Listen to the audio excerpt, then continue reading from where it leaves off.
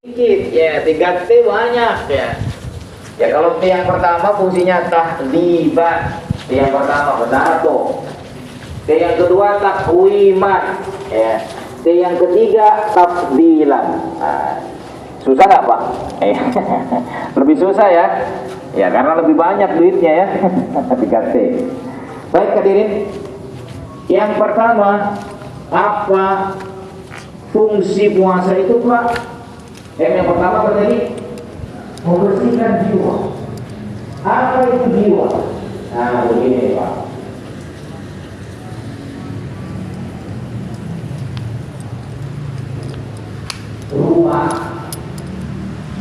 Rumah yang mewah itu akan tampak kemewahannya dan keindahannya jika dihuni oleh orang-orang yang baik ya, beriman ya. Tapi seindah-indahnya rumah, semewah-mewahnya rumah, kalau tidak ada yang huni gimana? Ya. Nah, rumah itu ibarat fisik. Rumah itu ibarat apa? Fisik. Jiwa itu ibarat penghuninya. Rumah yang indah kalau penghuninya berantem dulu, ya. Terus kemudian pelitnya ditelepon. Kira-kira tetangga demen nggak kata itu, Pak? Tapi kalau rumahnya luas, ya kan?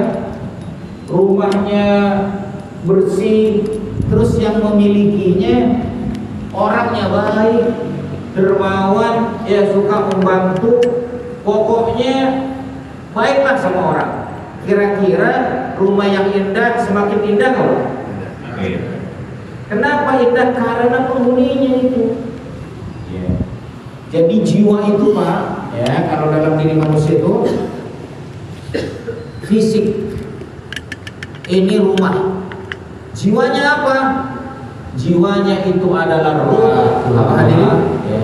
Kalau nggak salah ini kitab penulis kitab Ar-Ruh. Hadirin, ruh kalau ada di luar fisik manusia namanya roh. Namanya apa hadirin? Ruh.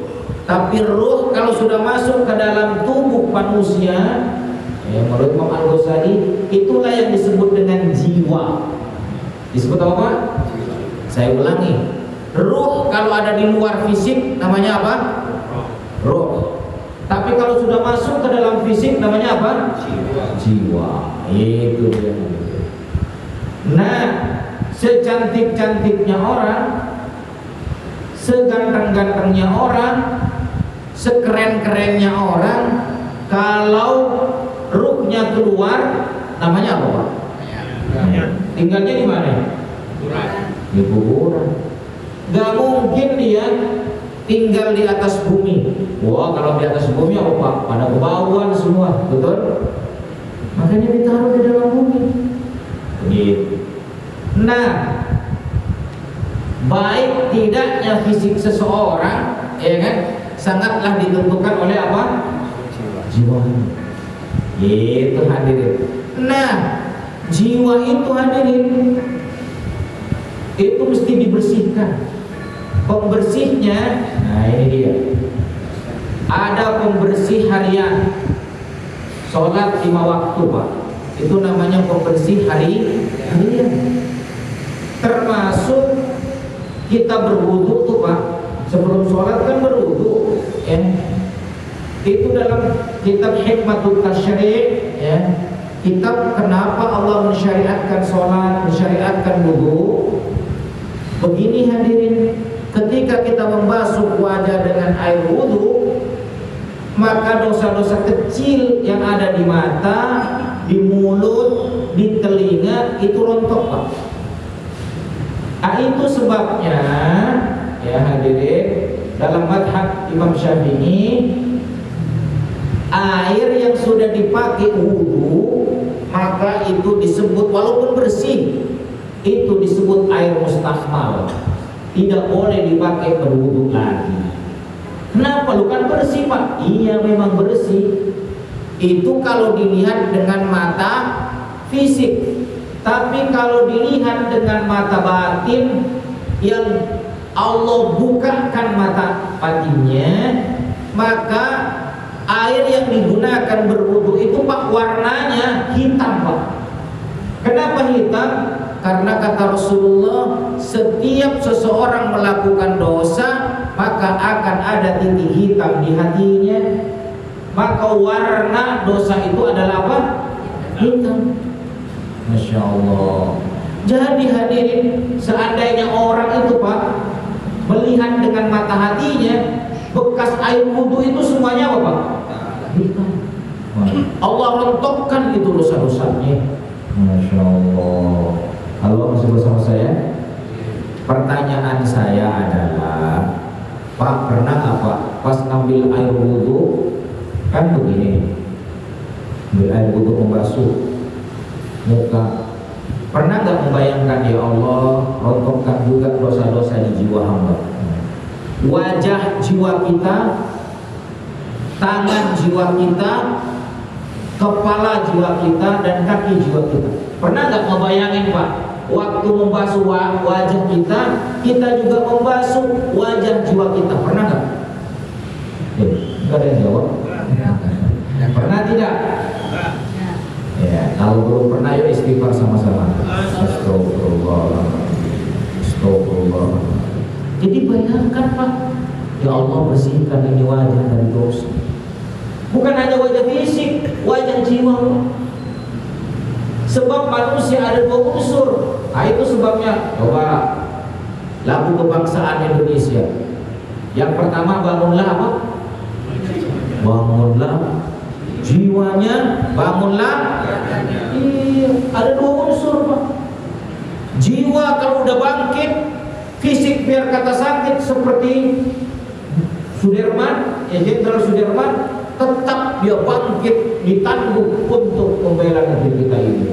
Begitu hadirin, jiwanya keren. Halo, masih bersama saya?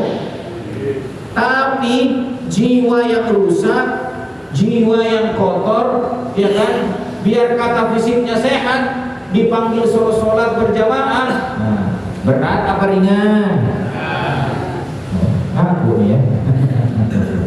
Masya Allah. Itu jiwa Pak. Nah, kembali ke tadi. Jadi fungsi puasa itu menurut tafsir Al-Muntakhab, pertama, tahdziban linufusikum, membersihkan jiwa-jiwa kalian.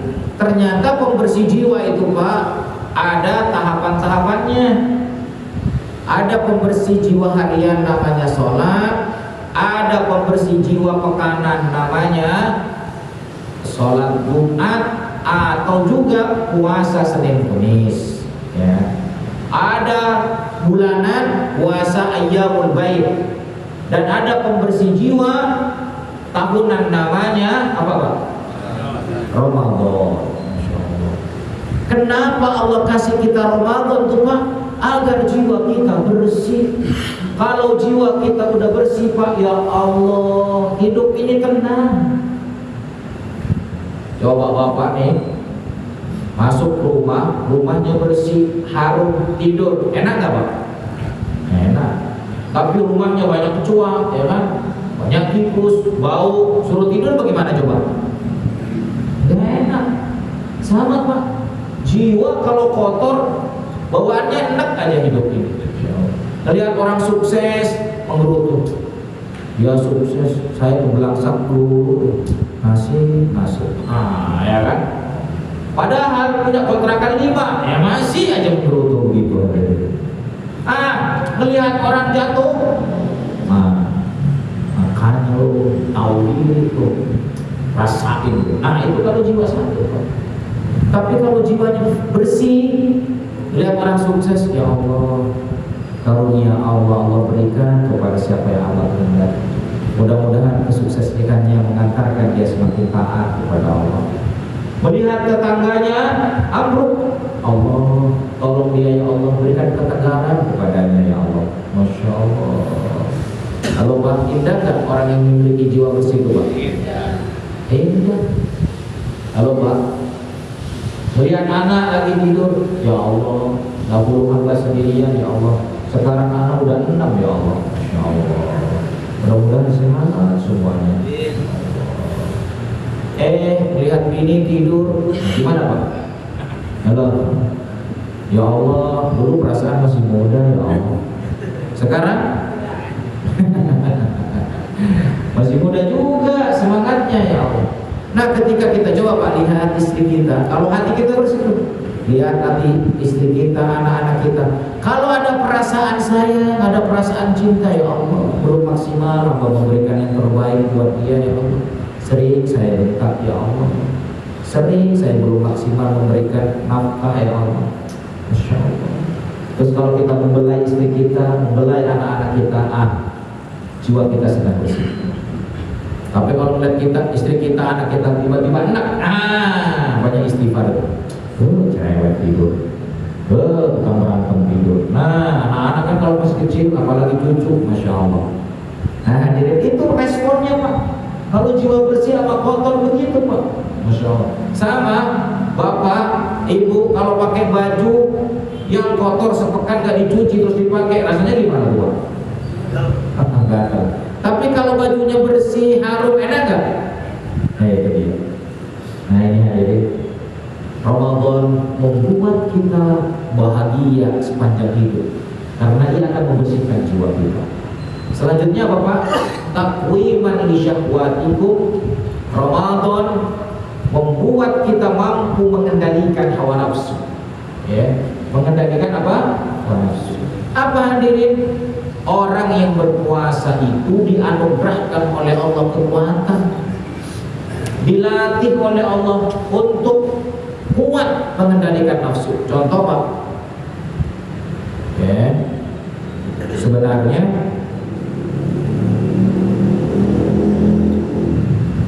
mengendalikan nafsu itu kan dalam bentuk dohirnya itu asyam atau as-saum, al-imsak, ya, minal akli wasyurbi, ya, min tulu'il fajri ila ghurubis syams. Kira-kira begitu.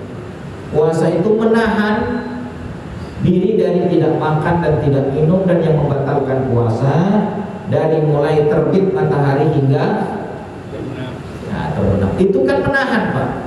Itu sebenarnya kenapa setiap hari sesungguhnya Allah sedang melatih otot-otot jiwa kita agar kuat mengendalikan nafsu. Begitu loh Pak. Kenapa berlatih tiap hari? Itu latihan Pak. Dilatih mulai dari yang apa? Yang abstrak dulu. Air enggak puasa, rendang enggak puasa, ya. Coba ibu-ibu yang paling tersiksa itu biasanya masak rendang siang-siang.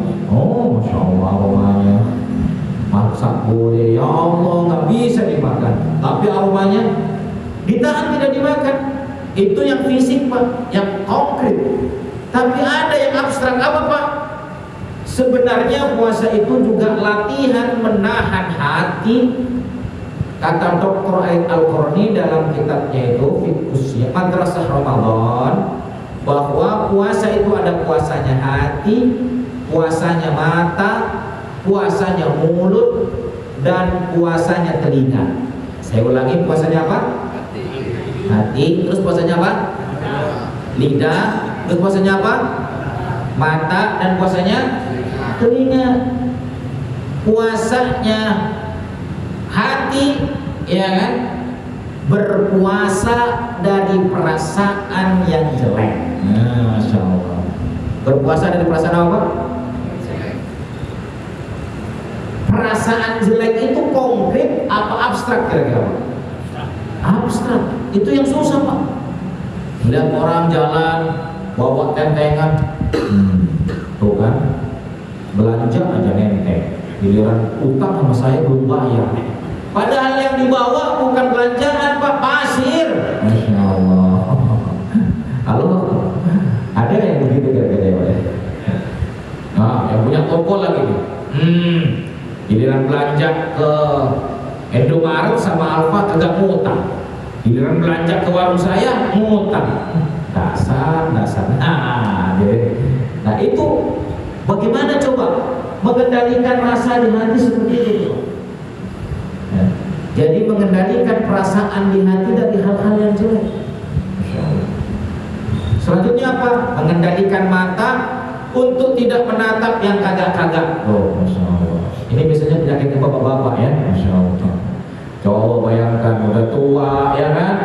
Mohon maaf nih, lewat depannya anak SMA, nah anak kuliahan. Ya Allah, busananya kurang kain Pak.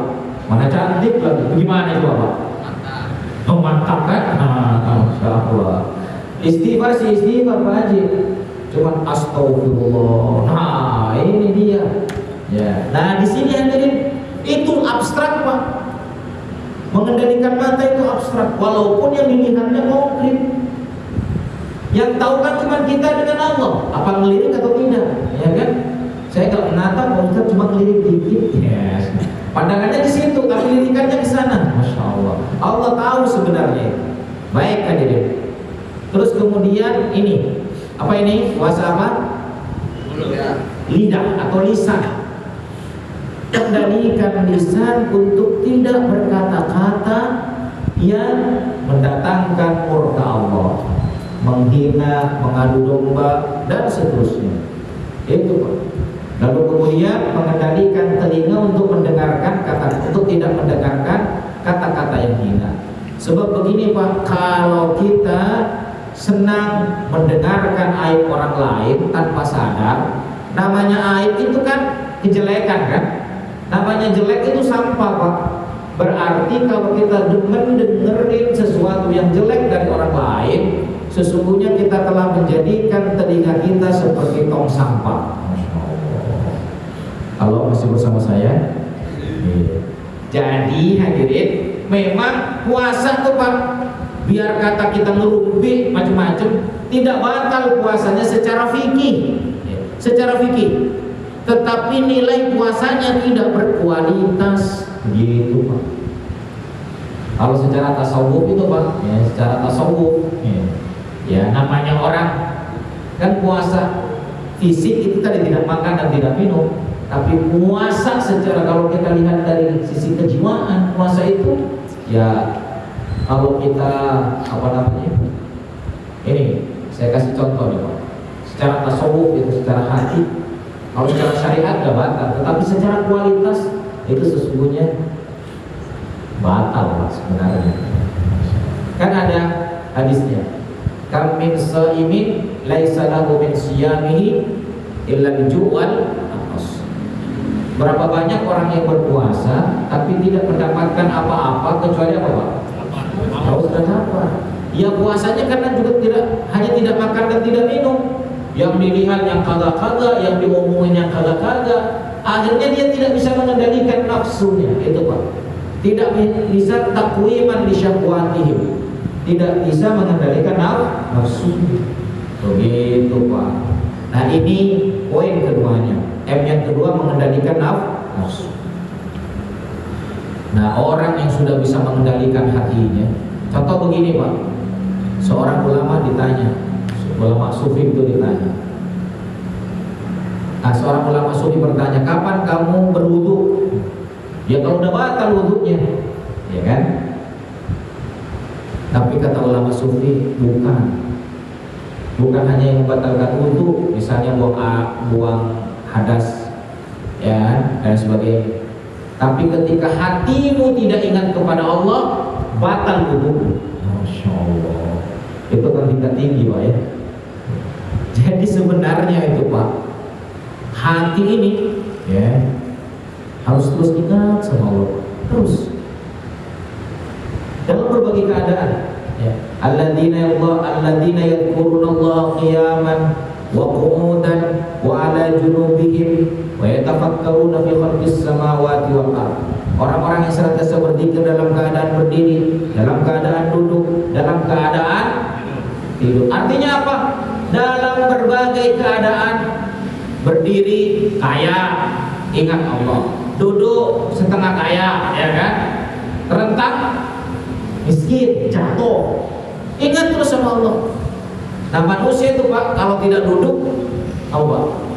Ya berdiri. Kalau tidak berdiri, artinya apa? Dalam setiap keadaan ingat Allah. Oh itu kajian tasawuf ya. Jadi kata seorang ulama sufi itu, kamu kalau mau menjaga hatimu saat sedetik engkau tidak ingat Allah, batal wudhumu. Oh masya Allah tuh. Gimana coba? Ambil air dulu nih Pak. Masya Allah. Tapi kan kita ya orang yang biasa lah kira-kira begitu. Sudah menjaga wudhu saja Pak, udah untung tuh Pak. Biasakan habis batal wudhu ambil air wudhu lagi. Wah itu udah keren udah Pak. Ya kan? Walaupun hatinya belum ingat sama Allah, kan kita ingat sama Allah kan ketika apa tuh Pak? Ada peristiwa-peristiwa penting. Kalau lagi makan bakso, ya kan? Makan cendol, ingat gak kira-kira Pak? Masya Allah. Bahkan saking laparnya, pulang kerja nih lapar, istri masak rendang, lapar mah ya dikasih tanpa bismillah. Masya Allah. Itu ya Allah. Tapi alhamdulillah ada 5 stasiun. Kalau kita ambil wudhu ingat Allah kira-kira Pak? Sholat ingat Allah nggak kira-kira Pak? Berangkat ke masjid ingat Allah nggak? Ya alhamdulillah. Untung ada 5 stasiun Pak. Berbahagia. Baik ya. Jadi dilatih 3 bulan itu Pak, sebulan penuh agar otot-otot jiwa kita itu kuat untuk mengendalikan nafsu.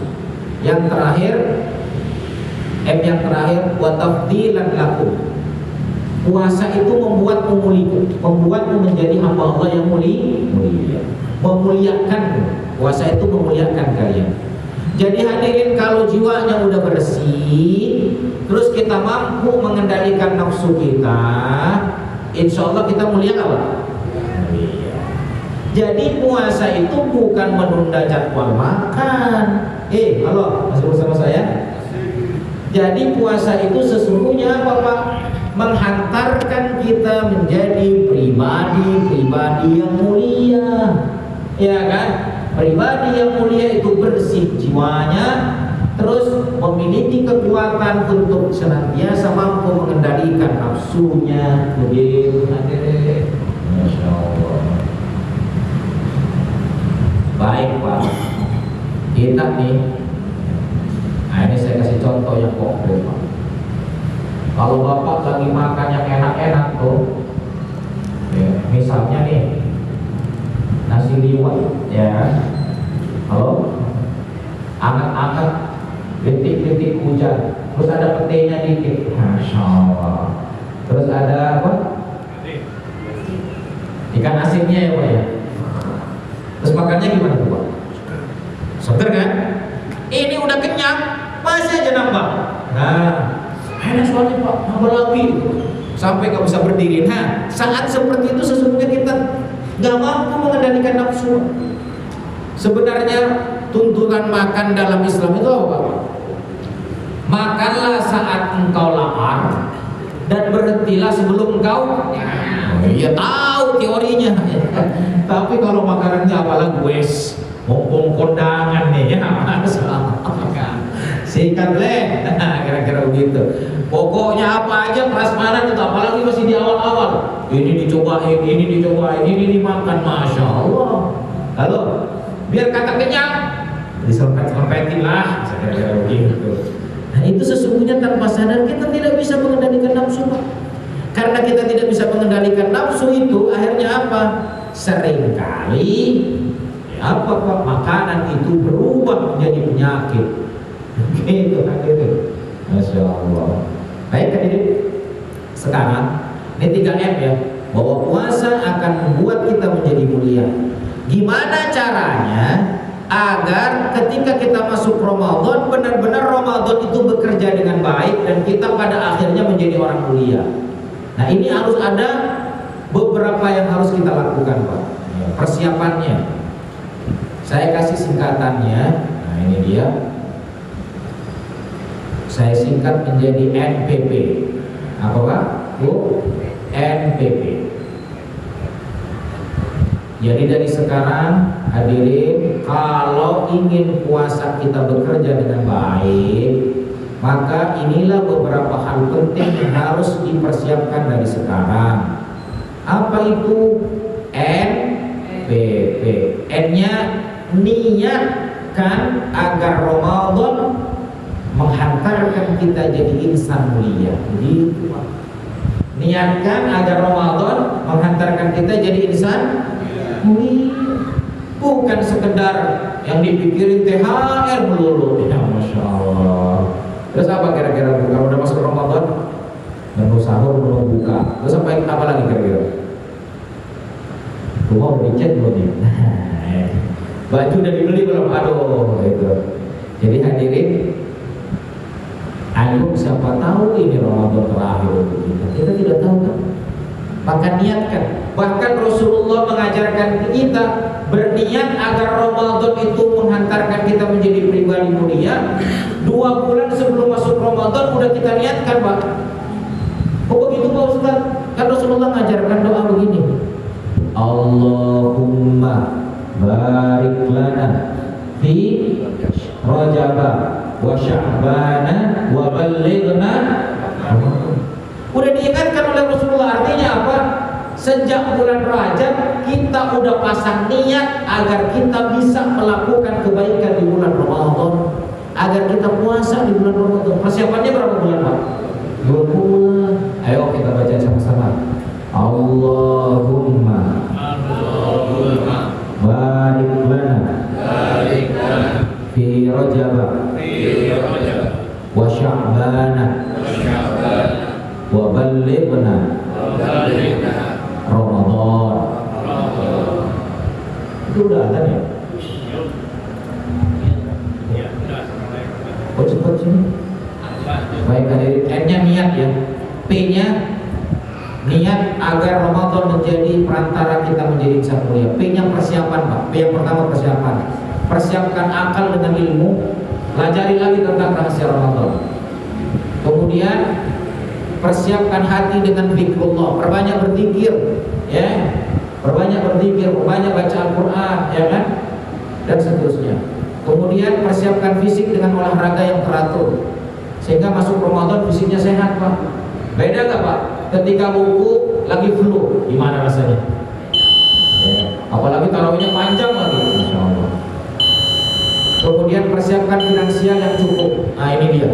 Jangan sampai masuk Ramadan menjadi utang. Masya Allah. Nah ini persiapan. Yang terakhir, perencanaan. Jadi hadirin dari sekarang direncanakan apa yang akan dilakukan di bulan Ramadan. Apa rencana-rencana kita mesti ditulis Pak. Sama kalau ibu-ibu mau belanja ke pasar untuk belanja untuk hajatan, kira-kira belanjanya dicatat nggak Bu? Belum dicatat. Kalau nggak dicatat lupa, betul tidak? Sama Pak, Ramadan itu Pak, perencanaannya direncanakan dari sekarang. Misalnya, 1, khatam membaca Al-Quran minimal 1 kali saja dalam sebulan. Berarti setiap hari membaca 1 juz. Upah berat banget? Enggak. Habis sholat subuh 2 lembar, habis sholat duhur 2 lembar, habis sholat asar 2 lembar, ya kan? Menjelang maghrib 2 lembar, habis sholat isya 2 lembar. Dapat nggak 10 lembar? 1 juz sudah. Gitu. Sehingga apa Pak? Kalau kita punya rencana begitu, nggak main HP melulu, ya kan? Ini yang diperhatikan Bilkon aja, Masya Allah. Udah, lanjut ngaji lagi ya. Yang kedua misalnya sholat tarawih tiap hari. Itu Pak. Sehingga apa agenda-agenda kita jangan sampai nabrak sholat tarawih. Kalau pun nabrak tengah malam harus tarawih sendiri, misalnya begitu. Sholat fardu tepat waktu. Benar-benar kita latih. Setengah jam sebelum datangnya sholat kita udah siap-siap. Berinfak minimalnya 10% dari penghasilan. Kalau penghasilannya 200 juta, gak ada yang bilang amin. Kata malaikat kayaknya gak potong. Amin aja dulu Pak, Masya Allah. Kalau lagi, kan gak ada apa aja lagi kan, Masya Allah. Ini hadirin, misalnya kalau berinfak minimal 10% dari penghasilan. Kalau penghasilannya 200 juta berarti yang diinfakkan berapa? 20 juta. Siap berinfak 20 juta? Ya, kagak. Yang siap bagian sini, sebagian sono kagak. Kata malaikat, ini menghayal menjadi orang kaya yang dermawan aja kagak bisa. Apalagi beneran ini. Masya Allah. Istighfar. Masya Allah. Terus kemudian dicatat lagi memberi buka pada tetangga minimalnya sepekan sekali. Pekan sekali ini. Apalagi kalau masjid sudah mengkoordinir ya, Masya Allah. Itu penting Pak. Lalu kemudian apa? Nah yang terakhir sekali, jangan lupa bayar zakat ya tentu. Merenung di penghujung malam. TV matiin. Ini sahur, Masya Allah. Orang gapreng itu TV. Pak, waktu sahur itu saat mustajab berdoa, apalagi Ramadan. Kalau bisa muhasabah Pak, ya Allah, apakah selama ini Allah hamba telah berbuat baik kepadamu ya Allah? Kalau seandainya hamba wafat, apakah hamba layak menjadi teladan untuk anak dan istri hamba ya Allah? Tanya kepada diri kita Pak. Itu yang membuat hati kita semakin hidup. Baik, inilah perencanaan, beberapa perencanaan yang harus kita rencanakan Pak. NPP, niat, persiapan dan perencanaan. Baik, itu saja yang dapat kami sampaikan. Terima kasih atas kebersamaannya Bapak Ibu. Mohon maaf lahir batin apabila ada kata-kata saya yang tidak berkenan ya. Apalagi saya ditanya, halo masih bersama saya? Ya mohon maaf ya Pak ya. Kalau seringkali tidak menyenangkan, mohon maaf. Sehingga kita masuk Ramadan dengan hati yang bersih, sehingga kita bisa menikmati Ramadan dengan baik. Itu saja hadirin, terima kasih sekali lagi. Mohon maaf atas segala kekurangan. Kita tutup bersama dengan membaca istighfar. Astagfirullahaladzim, astagfirullahaladzim, astagfirullahaladzim. Membaca doa penutup majelis. Subhanakallahumma wa bihamdika asyhadu an la ilaha illa anta astaghfiruka wa atubu ilaik. Hadza